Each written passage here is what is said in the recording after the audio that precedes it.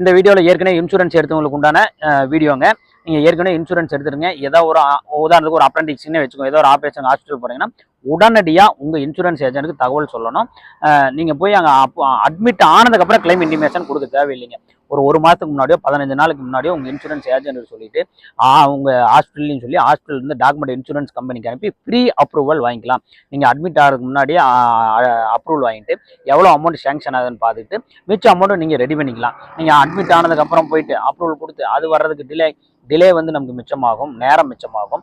எவ்வளோ சேங்ஷன் ஆகுது முன்கூட்டியே தெரிஞ்சுக்கலாம். மீதி பேலன்ஸ் நம்ம கட்ட வேண்டியதுன்னா அந்த அமௌண்ட்டு நம்ம ரெடி பண்ணிக்கலாம். ஸோ இந்த மாதிரி சலுகைகள்லாம் இருக்குதுங்க. ஸோ நீங்கள் இந்த ஆப்ரேஷன் சம்மந்தப்பட்டது முன்கூட்டியே அதை எதிர்பாராமல் வர்றதை நம்ம ஒன்றும் பண்ண முடியாது.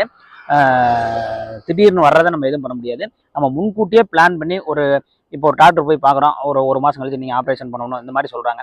அது போன்ற ட்ரீட்மெண்ட்டுக்கு நாம் ஃப்ரீ அப்ரூவல் வாங்கிக்கலாம், முன்னாடியே வாங்கிக்கலாம். இது போன்ற இன்னும் முக்கியமான தகவல் அடுத்த வீடியோவில் போகலாங்க. நன்றி.